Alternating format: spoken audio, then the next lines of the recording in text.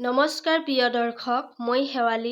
আমাৰ চেনেলৰ অন্য এটি ভিডিঅ'লৈ আপোনাক স্বাগতম জনাইছোঁ। প্ৰিয় দৰ্শক, লাগিলে মৰি যাব, কিন্তু বিবাহিতা মহিলাসকলে এই দিনটোত কেতিয়াও চুলি নুধুব, নহ'লে পিছত পস্তাবলগীয়া হ'ব। আৰু লগতে আমি জানিম বিবাহিত মহিলাসকলে চুলি নোধোৱাকৈও কেনেকৈ ব্ৰত পালন কৰিব পাৰে বা যিকোনো শুভ অনুষ্ঠানত কেনেকৈ অংশগ্ৰহণ কৰিব পাৰে।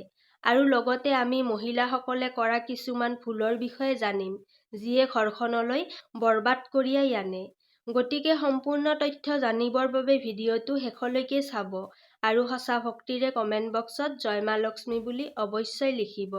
প্ৰিয় দৰ্শক, আমাৰ হিন্দু ধৰ্মৰ শাস্ত্ৰই অসংখ্য পৰম্পৰা আৰু আচাৰ ব্যৱহাৰৰ বিশেষ গুৰুত্ব প্ৰদান কৰে। বিয়া আৰু মৃতদেহৰ সংস্কাৰৰ বাহিৰেও এনে বহু পৰম্পৰা ভাৰতৰ হিন্দু সমাজত আজিও প্ৰচলিত আছে আৰু সেইবোৰ প্ৰতিজন ভাৰতীয় পুৰুষ মহিলাই পালন কৰে। এই অনুসৰি বিবাহিত মহিলাসকলে প্ৰতিদিনে যিকোনো কাম হাতত লোৱাৰ আগতে শুভ আৰু অশুভ লক্ষণসমূহৰ প্ৰতি বিশেষ গুৰুত্ব দিব লাগে।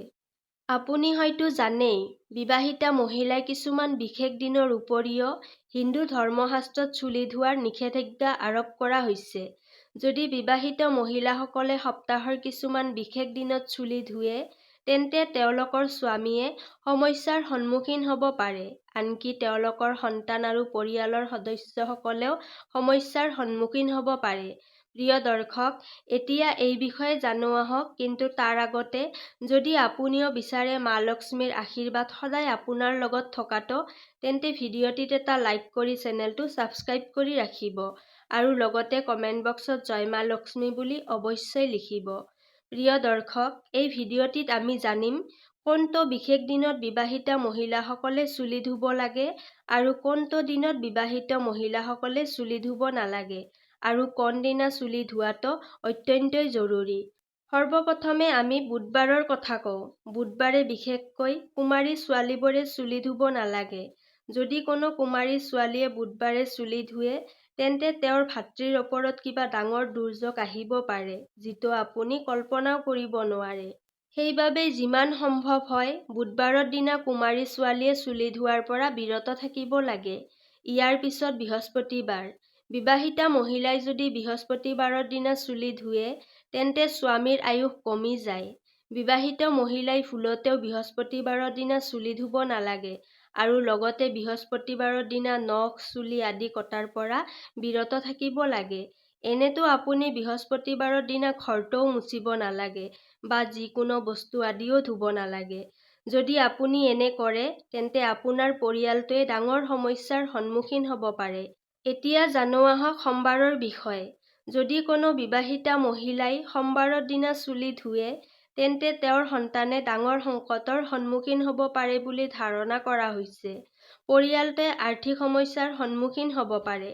সেইবাবে বিবাহিত মহিলাসকলে সোমবাৰে চুলি ধোৱাৰ পৰা বিৰত থাকিব লাগে। পৰিয়ালটোক বিপদৰ পৰা ৰক্ষা কৰিবলৈ এই নিয়ম পালন কৰাটো গুৰুত্বপূৰ্ণ। এতিয়া প্ৰশ্নটো হ'ল, চুলি ধোৱাৰ সঠিক দিন কোনটো? প্ৰিয় দৰ্শক, শুক্ৰবাৰৰ দিনা মহিলাসকলে নিশ্চিতভাৱে চুলি ধুব লাগে। এনে কৰিলে ঘৰখনলৈ সুখ সমৃদ্ধি বৃদ্ধি পায়। যি বিবাহিত মহিলাই শুক্ৰবাৰৰ দিনা চুলি ধুৱে, তেওঁৰ স্বামী ধনী হোৱাৰ সম্ভাৱনাও বৃদ্ধি পায়। যদি কোনো কাৰণত চুলি ধুব পৰা নাই বা যিকোনো শুভ কাম, পূজা অথবা উপবাসত অংশ ল'বলগীয়া হয়, তেতিয়াও আপুনি অংশগ্ৰহণ কৰিব পাৰে। ইয়াৰ বাবে আপুনি মাত্ৰ আপোনাৰ শিৰত সেন্দুৰ প্ৰয়োগ কৰিব লাগিব। শাস্ত্ৰমতে বিবাহিত মহিলাৰ শিৰক গংগাৰ স্থান বুলি গণ্য কৰা হয়, যি অতি পবিত্ৰ। যেতিয়া মহিলাই তেওঁৰ শিৰত সেন্দুৰ লগায়, তেতিয়া তেওঁ দেৱী পাৰ্বতীক সন্মান জনায় আৰু মা পাৰ্বতীৰ আশীৰ্বাদ তেওঁলোকৰ লগত সদায় থাকে। সেন্দুৰ লগোৱাৰ সময়ত কিছু কথা মনত ৰখাটো অতি প্ৰয়োজনীয়।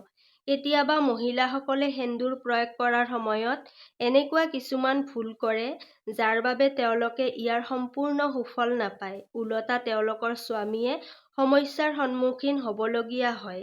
ইয়াৰ ফলত ঘৰখনত বিবাদ, আনকি ধ্বংসও হ'ব পাৰে। প্ৰিয় দৰ্শক, এতিয়া জানো আহক সেন্দুৰ লগোৱাৰ সময়ত কি কি ভুলৰ পৰা আঁতৰি থাকিব লাগে।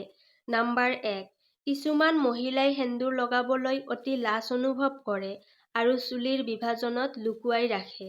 কিন্তু যি মহিলাই নিজৰ সেন্দুৰ লুকুৱাই ৰাখে বা সামান্য পৰিমাণৰ সেন্দুৰ লগায়, তেওঁলোকৰ স্বামীয়ে সমাজত সন্মানৰ অভাৱৰ সন্মুখীন হ'বলগীয়া হয়। নম্বৰ ২, আপুনি জানেনে, যিসকল মহিলাই শিৰত দীঘলীয়াকৈ সেন্দুৰ লগায়, তেওঁলোকৰ স্বামীয়ে সমাজত বহুত সন্মান লাভ কৰে আৰু তেওঁলোকৰ স্বামীৰ সকলো ঠাইতে সন্মান বাঢ়ে আৰু তেওঁলোকে নিজৰ জীৱনৰ লক্ষ্য সহজেই লাভ কৰাত সফল হ'ব। সেন্দুৰ লগোৱাৰ সঠিক পদ্ধতিও অতি গুৰুত্বপূৰ্ণ। বিবাহিত মহিলাই যেতিয়া সেন্দুৰ লগাব, তেতিয়া প্ৰথমে সেন্দুৰৰ বাকচটো কপালত স্পৰ্শ কৰিব লাগে। এনে কৰিলে দেৱী পাৰ্বতীৰ আশীৰ্বাদ লাভ কৰিব।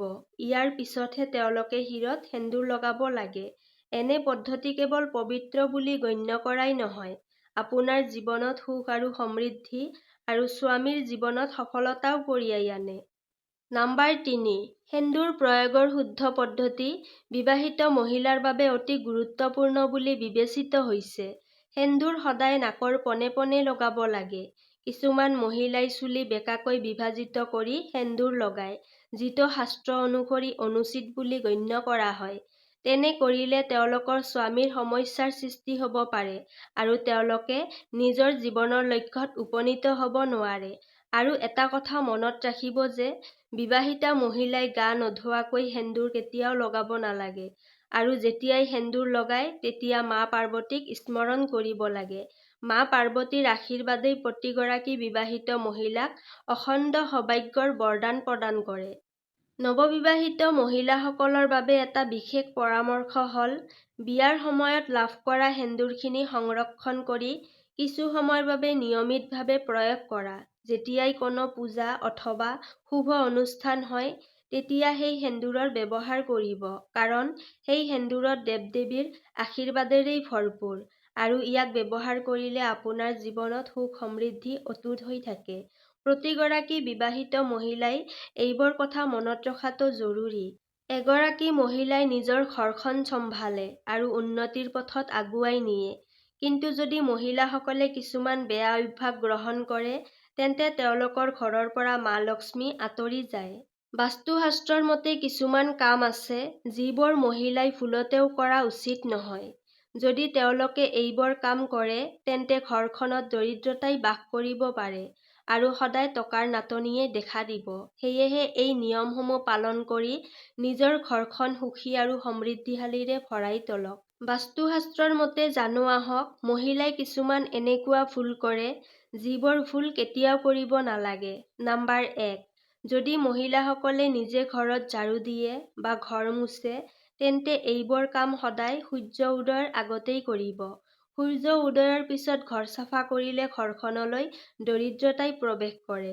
নম্বৰ ২, ঘৰখন চাফ-চিকুণ কৰাটো যিমানেই জৰুৰী হয়, চাফ-চিকুণ কৰাৰ সঠিক নিয়মবোৰ পালন কৰাটো সিমানেই জৰুৰী। যেতিয়াই কোনো মহিলাই ঘৰ চাফা কৰে, তেতিয়াই তৎক্ষণাত গা ধুব লাগে। কোৱা হয় যে চাফ-চিকুণ কৰাৰ পিছত গা নুধুলে ঘৰখনলৈ দৰিদ্ৰতা আনিব পাৰে। গা ধোৱাৰ পিছত নিশ্চয় ভগৱানৰ ধ্যান কৰিব। ভগৱানৰ ওচৰত পূজা প্ৰাৰ্থনা কৰি প্ৰসাদ অৰ্পণ কৰিব। বিশেষকৈ মা লক্ষ্মীক প্ৰসাদ অৰ্পণ কৰোঁতে সাৱধান হ'ব যাতে কোনো বস্তু অৰ্পণ কৰাৰ আগতেই নাখাব। আগতীয়াকৈ খালে মা লক্ষ্মী ৰুষ্ট হ'ব পাৰে। নম্বৰ ৩, সূৰ্যাস্তৰ পিছত মূৰ ফণিয়ালে বাস্তুদোষ বৃদ্ধি পায়। সন্ধিয়াৰ সময়ত মূৰ ফণিয়াৰ পৰা বিৰত থাকিব লাগে। ইয়াৰ ফলত মা লক্ষ্মী ৰুষ্ট হ'ব পাৰে। নম্বৰ ৪, ৰন্ধনগৃহক আমাৰ ঘৰৰ আটাইতকৈ পবিত্ৰ স্থান বুলি গণ্য কৰা হয়। সেয়েহে মহিলাসকলে ৰন্ধনগৃহত গা ধুইহে প্ৰৱেশ কৰিব লাগে। গা নোধোৱাকৈ ৰন্ধনগৃহত প্ৰৱেশ কৰাটো শাস্ত্ৰ অনুসৰি অনুচিত বুলি গণ্য কৰা হয়। ৰন্ধনগৃহত আমি যিবোৰ খাদ্য প্ৰস্তুত কৰোঁ, সেইবোৰ আমাৰ পৰিয়ালৰ স্বাস্থ্য, সুখ আৰু সমৃদ্ধিৰ সৈতে জড়িত। সেয়ে ইয়াক পবিত্ৰ কৰি ৰখাটো অতি প্ৰয়োজনীয়। গা ধুই ৰন্ধনগৃহত প্ৰৱেশ কৰিলে কেৱল শাৰীৰিক পৰিষ্কাৰ-পৰিচ্ছন্নতা বজাই ৰখাই নহয়, বৰঞ্চ ইয়াক ধৰ্মীয় দৃষ্টিকোণৰ পৰাও শুভ বুলি গণ্য কৰা হয়। নম্বৰ ৫, ঘৰৰ মহিলাই কেতিয়াও ঝাৰুত ভৰি লগাব নালাগে। যি ঘৰৰ মহিলাই ঝাৰুত ভৰি দিয়ে বা লাঠি মাৰে, তেনে ঘৰত কেতিয়াও মা লক্ষ্মীয়ে বাস নকৰে।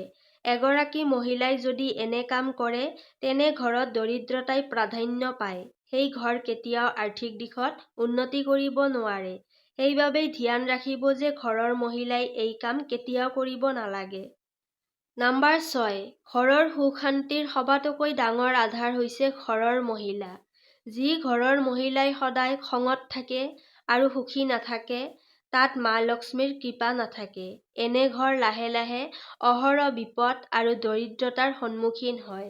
কোৱা হয় যে এগৰাকী মহিলাৰ সুখে সমগ্ৰ পৰিয়াললৈ সমৃদ্ধি কঢ়িয়াই আনে। তাইৰ হাঁহিটোৱে ঘৰখনলৈ ধনাত্মক শক্তি আনে। আৰু বিশ্বাস কৰা হয় যে তেনে এখন ঘৰত মা লক্ষ্মীয়ে স্থায়ীভাৱে বাস কৰে।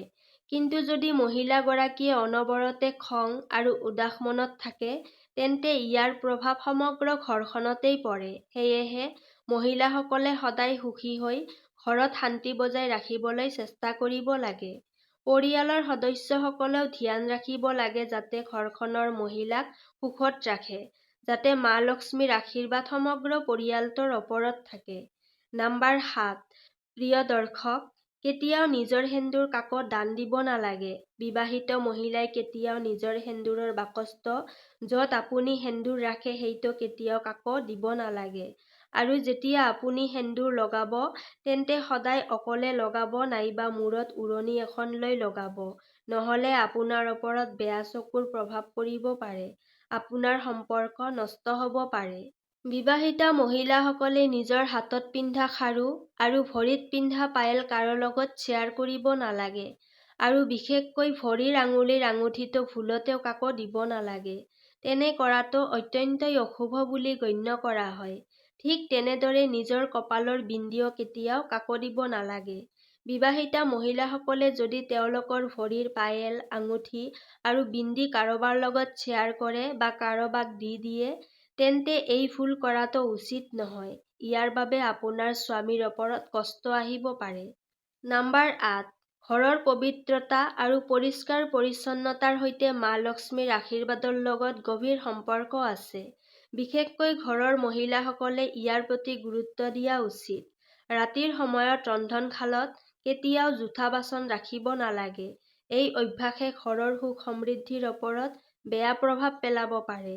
বহু সময়ত দেখা যায় যে মহিলাসকলে জোঠা বাচন ৰন্ধনশালতেই ৰাখি শুবলৈ যায়।